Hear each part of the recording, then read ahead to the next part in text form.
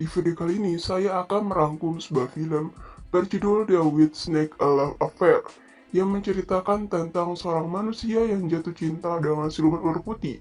Akankah cinta mereka abadi? Tanpa berlama-lama, yuk simak alur ceritanya.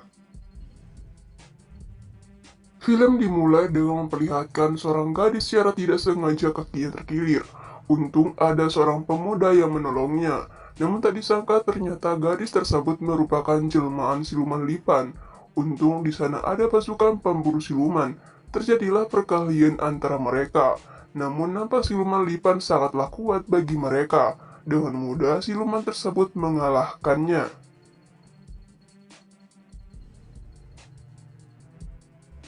Untung ada seorang pendekar bernama Meng Hai. Tak butuh waktu lama bagi Meng Hai untuk mengalahkan dan membunuh siluman tersebut, yang ternyata itu semua hanyalah pengalihan agar siluman ular putih bisa kabur. Diketahui para pemburu siluman telah mengincar bola roh 1000 tahun yang dimiliki oleh ular putih. Sementara itu di tempat lain, Yang Mulia sangat marah dikarenakan tak juga mendapatkan bola roh milik ular putih.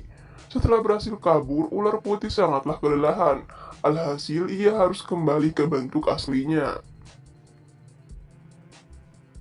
Lalu si memperlihatkan seorang pemuda bernama Susian. Diketahui Susian dirinya sedang mengambil sebuah tumbuhan untuk obat herbal. Karena kurangnya keseimbangan, Susian terjatuh ke sebuah lembah. Di sana ia menemukan seekor ular putih yang sekarang tak berdaya. Susian pun bergegas menolongnya, namun tak lama setelah itu, Susian dikagetkan dengan kehadiran siluman ular.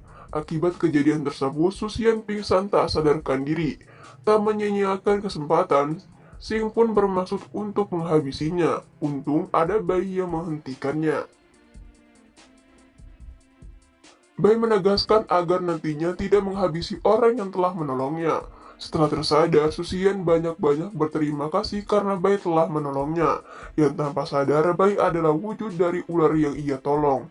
Bai meminta agar Susian segera meninggalkan tempat tersebut. Nampak pertemuan tersebut membuat Susian mabuk kepayang.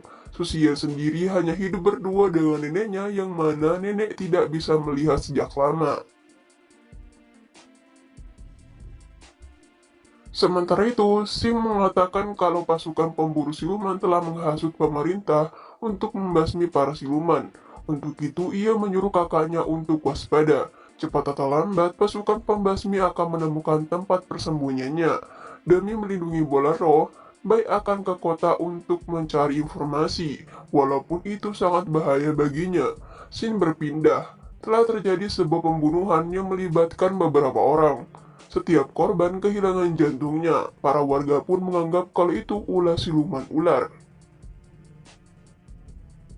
Sayembara pun diadakan. Barang siapa bisa menangkap siluman ular, maka ia akan mendapatkan sebuah imbalan. Yang ternyata Bai menyaksikan itu semua. Susian sedang mengobrol santai dengan Xianji. Xianji mengatakan kalau siluman ular bisa berubah wujud menjadi manusia. Setelah itu ia akan membunuh manusia dan memakan jantungnya. Saat itu pula tiba-tiba ia merasakan kehadiran Bai. Ia pun bergegas mencarinya.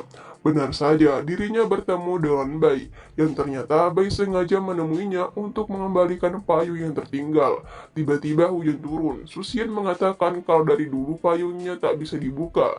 Namun entah apa yang terjadi, payung tersebut tiba-tiba terbuka dengan sendirinya. Xianji melihatnya sangatlah kaget, hampir saja Xianji mengatakan rahasia payung tersebut. Namun segera dihentikan oleh Susian. Susian pun mengajak Bai ke suatu tempat.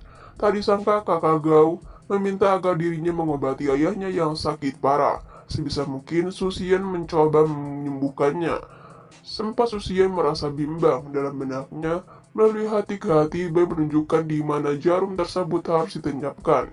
Dan benar saja, seketika orang itu sembuh. Sebagai tanda terima kasih, Kak Go mengundang mereka untuk makan malam. Di jalan, Susian mulai bertanya apa yang membuat Bai datang ke kotanya. Bai pun mengatakan kalau ia sedang mencari sebuah obat yaitu pendingin dan penghangat. Malam pun tiba, mereka berdua mendatangi tempat kediaman Gao. Tak disangka di sana ada Meng Hai. Sikap waspada pun mulai diaktifkan. Anehnya, Gao justru mencomblangkan mereka.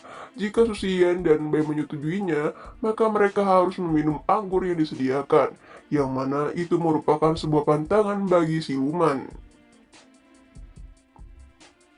Bai pun menyetujui permintaan tersebut, namun ternyata itu tak cukup meyakinkan bagi Meng Hai.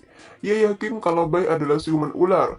Akhirnya ia terus mendesak agar Bai meminum anggur tersebut, dengan harapan Bai akan berubah ke wujud aslinya. Hampir saja Bai ketahuan, untung ada Sing datang untuk menyelamatkan Bai. Tak menyia-nyiakan kesempatan tersebut, Bai pun kabur meninggalkan tempat itu. Alhasil Susian pun memutuskan untuk mengejarnya. Sementara itu, secara kebetulan, Bai menemukan dalang di balik semuanya, yang ternyata pelaku pembunuhan di desa adalah ulah para pemburu siluman. Di saat itu pula, Meng Hai dan Susian ada di sana. Otomatis mereka berdua mengetahui kebenarannya. Sayangnya para pemburu siluman berhasil kabur. Naasnya Meng Hai tetap akan menghabisi Bai. Susian yang melihatnya jelas tidak tinggal diam. Ia kembali meyakinkan kalau Bai bukanlah musuh sebenarnya. Justru pemburu silumanlah yang harus dimusnahkan. Kalau Bai adalah seorang siluman, maka ia adalah siluman yang baik. Bukannya tersadar, Meng Hai tetap akan menghabisi Bai. Bahkan ia mengajak Susian untuk bergabung dengannya, yang mana itu jelas ditolaknya. Untuk saat ini ia akan dilepaskan. Keesokan harinya, Susian dikagetkan dengan kehadiran Bai di rumahnya. Tak cukup di situ, Bai juga menyembuhkan neneknya. Nenek ini bisa melihat kembali. Nenek pun bertanya soal mimpi yang sering ia ceritakan. Kalau payungnya akan terbuka saat menemukan cinta sejati. Apakah Bai adalah cinta sejatinya? Tak menjawab itu semua, Susian justru mengalihkan pembicaraan. Dirinya mengajak Bai untuk jalan-jalan. Benih-benih cinta mulai tumbuh di antara mereka. Sampailah mereka di sebuah tempat. Di sana Bai bertanya, menurutnya ia dengar orang akan menjadi pasangan ketika mereka minum bersama. Apakah itu benar? Susian pun mengatakan kalau pasangan hanya akan minum di hari pernikahannya. Bai kembali bertanya, apa kita sepasang kekasih? Dengan itu, Susian menyangkal itu semua. Kebahagiaan tersebut tak berlangsung lama. Pembunuh siluman telah datang untuk menangkapnya. Terjadilah perkelahian antara mereka.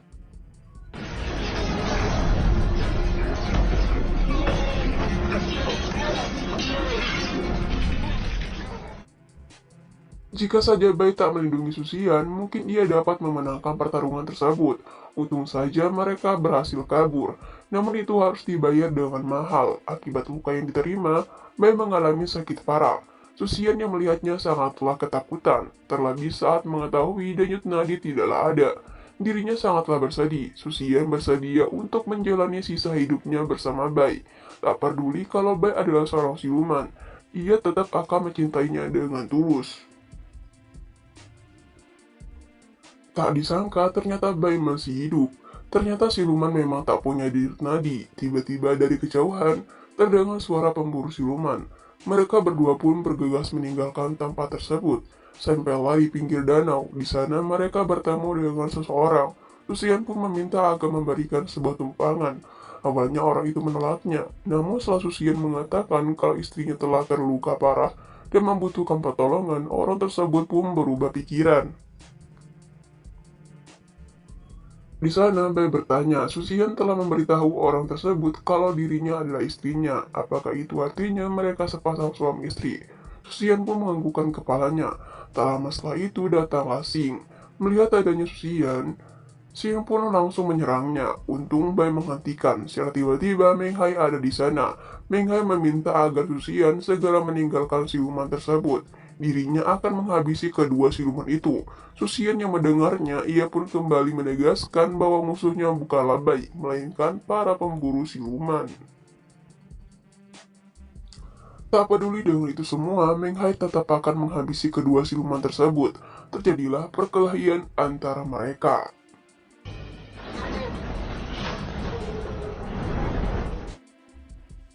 Sayangnya, Bai dan Sing dapat dengan mudah dikalahkannya. Susian pun memohon agar melepaskan mereka berdua.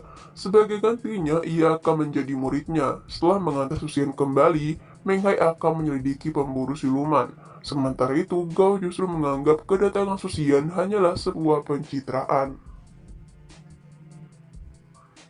Xin berpindah, Tuan sangat marah. Dirinya meminta agar anak buahnya segera menangkap bayi. Tak lama setelah itu datanglah seseorang untuk melakukan sebuah kesepakatan. Keesokannya Su Xian dan kawan-kawan didatangi oleh pemburu siluman. Terjadilah perkelahian antara mereka. Tapi sayangnya mereka bukanlah tandingan bagi pemburu siluman. Merasa terdesak, Su Xian pun menyuruh agar Gao pergi meninggalkan tempat tersebut. Dirinya akan mengulur waktu. Sebelum pergi, Su Xian meminta agar Gao mau mengantarkan payung untuknya. Su Xian pun menunjukkan tempat bayi bersembunyi, yang ternyata tanpa sepengetahuan Gao dan para siluman sudah bersekongkol. Gao pun segera meninggalkan tempat tersebut, sedang Su Xian tak sadarkan diri. Setelah mendapatkan sebuah serangan, untung Xianji dan teman-teman datang untuk menolong. Setelah tersadar, Xianji memberitahu kalau Gao telah bersekongkol dengan pemburu siluman. Su Xian yang mendengarnya, ia pun langsung ke tempat bayi. Xin berpindah, Bai dan Xing mereka telah terkepung. Terjadilah pertempuran yang melibatkan antara siluman dan para pemburu. Gao secara sengaja menunjukkan payung yang diberikan oleh Su Xian. Saat belangnya, ia pun langsung menusuknya. Sontak Bai langsung tersungkur tak berdaya. Tak lama setelah itu, datanglah Su Xian sebisa mungkin. Su Xian membawa Bai keluar dari tempat tersebut. Namun musuh terlalu banyak, Bai pun memberikan bola roh miliknya. Setelah itu melemparkan jauh-jauh Su Xian. Bai dan Xing ia telah ditangkap oleh pemburu siluman. Gao sangatlah marah. Bola roh yang ia cari telah berpindah tangan. Untuk itu dirinya bermaksud untuk menghabisi mereka. Namun tak disangka jika Tuan mau melepaskannya, maka Xing bersedia membantu untuk menemukan Su Xian. Awalnya Tuan tidaklah percaya, namun setelah Xing memberikan jantungnya, Tuan pun mengiyakan permintaan tersebut. Sampailah Xing di tempat Su Xian. Kedatangannya hanyalah untuk memberitahu agar Su Xian menjaga bola roh yang diberikan kakaknya. Jangan sampai bola tersebut jatuh ke tangan yang salah. Xing bergegas kembali, dirinya akan menyelamatkan kakaknya. Tak disangka ternyata Su Xian ingin terlibat dalam penyelamatan tersebut, yang mana itu sangatlah mustahil. Para pemburu siluman akan mengambil jantungnya. Sebuah ide pun ada di otaknya. Su Xian menyuruh Xing untuk mengeluarkan jantungnya. Ternyata orang yang memiliki bola roh akan tetap hidup abadi walau tak memiliki jantung. Lalu mereka pun bergegas ke tempat bayi disekap. Tak disangka di sana ada Meng Hai. Kehadirannya hanyalah untuk menolong Su Xian dan para siluman. Terjadilah pertempuran di antara mereka. Tak menyanyiakan kesempatan, Su Xian pun bergegas menolong bayi. Lalu ia memberikan bola roh yang dimilikinya. Alhasil setelah mentransfer bola roh, Su Xian tak sadarkan diri. Bai melihatnya sangatlah marah. Ia menggunakan kekuatan terakhirnya untuk melawan Tuan.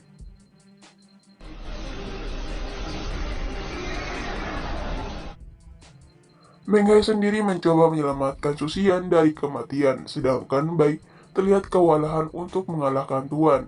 Bahkan Tuan mampu merebut bola roh yang ada pada dirinya. Secara mengejutkan, Su Xian bangkit dan menusuknya dari belakang. Seketika Tuan lenyap dari muka bumi, namun sayangnya Su Xian juga tewas. Saat itu Dewa Ju datang untuk wujud manusia. Dewa Yu mengatakan semua kejadian yang mereka alami tak terlepas dari masa lalunya, dan ternyata payung yang selama ini dibawa oleh Su Xian terbuat dari tulang bayi. Walaupun Su Xian yang berinkarnasi, ia tidak akan mengenalinya. Bayi mendengarnya tetap akan setia menunggu. Tak peduli Su Xian akan berinkarnasi menjadi apa, entah menjadi manusia atau siluman. Dewa Yu pun memberikan kesempatan terakhir untuk mengatakan kata perpisahan. Su Xian meminta agar Bai tidaklah menunggunya, namun Bai tetap akan menantinya. Tak peduli harus berapa lama menunggu, dan film pun selesai. Dari film ini, ada makna yang terkandung yang dapat kita petik, yaitu belajarlah sebisa mungkin. Kalau gagal, menyerah saja. Toh kalau bisa menyerah, kenapa harus bangkit? Ayo, menyerah saja, jangan semangat. So, terima kasih dan sampai jumpa di film selanjutnya.